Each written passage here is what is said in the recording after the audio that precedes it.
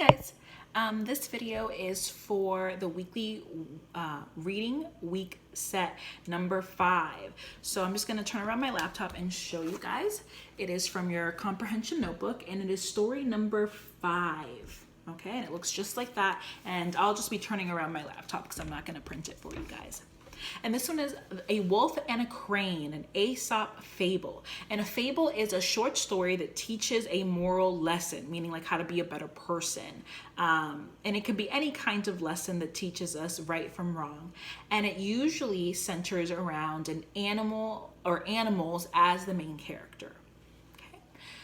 So it says, read the story 2 times and mark any information in your reading. The first thing that we're going to do is off to the side. You guys did this all last week. We're going to do our predictions. And it says prediction. Make a prediction of what you will be reading about. So I would start it off exactly with, I think this text is going to be about, or I think this fable is going to be about, this story is going to be about.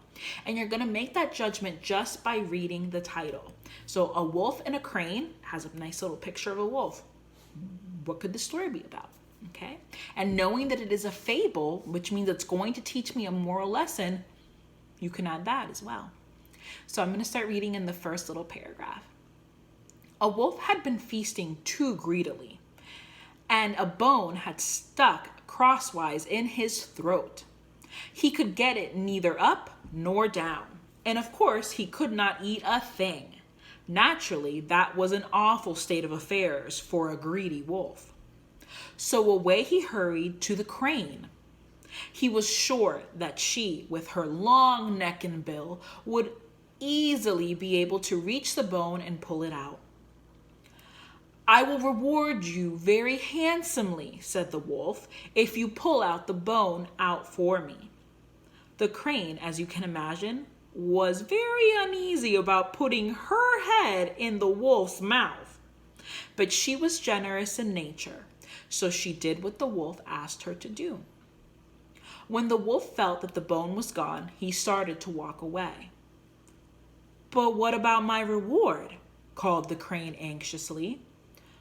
What? Snarled the wolf, whirling around. Don't you understand? Isn't it enough that I let you take your head out of my mouth without snapping it off? Mila Kunis, I'm reading. Forgive me. Okay, so now you're going to answer the following questions. And you can go back to the side, on that side panel, right under the prediction, and I like to answer those first. And it says, what is the genre of this story? And then it says, prove it. How do you know it is so? Is this fantasy? Is this realistic fiction? Is this historical fiction? Is this nonfiction? Is this an autobiography? What kind of genre is this? And then the last in the side section says, what connection can you make with the story? That's a personal opinion. Question number 1. And remember, if you need any time, go ahead and pause me. Number 1, what is the moral or lesson of this story? What was it supposed to teach us? Number 2, what is the main idea of this story?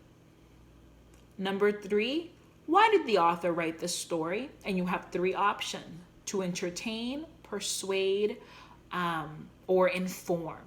Okay? And you must have a reason. So if you say this story was to inform, what did it inform you of? This story was meant to entertain you. How was it entertaining? Or what did it teach you? It could also teach you something.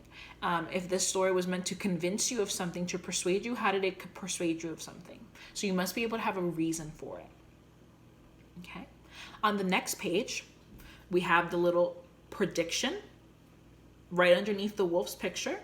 It says, was your prediction correct that you made at the beginning? What helped you make your prediction? So whatever prediction you made, were you right? And remember, this one isn't a right or wrong. If you were wrong, it's okay. Tell me why you were wrong. If you were correct, coolio. Okay. Now we're going to go to the summarizing, where we do the beginning, middle, and end. You guys know how to do this. What happened in the beginning? What happened in the middle? What happened at the end? Okay. And do it in your own words. 1 sentence tops. Okay? Remember, if someone says, hey, I got 30 seconds, what are you going to tell me about the story? You just write it out. Okay? And the next part says writing core skills. How did the wolf treat the crane? How would you have felt as the crane? So this is your personal opinion. It doesn't matter what you think as long as you're able to back it up. Maybe you liked the ending of the story. You thought, hey, it's fine. You didn't get your head bit off. That was the gift. Perfect. Write about it. Tell me why. Okay? If you thought the crane was treated unfairly and she should have been rewarded by something more grand, then tell me that and what you think about it. Oh, someone tried to call me in the middle of my video. I don't think so. Okay, guys. I hope this was helpful to you. And remember, this was story number 5 in your weekly comprehension notebook. All right, guys. I hope this was helpful to you. Stay tuned for 6 and 7 and 8 and 9 and 10 and all the numbers. All right, bye, guys.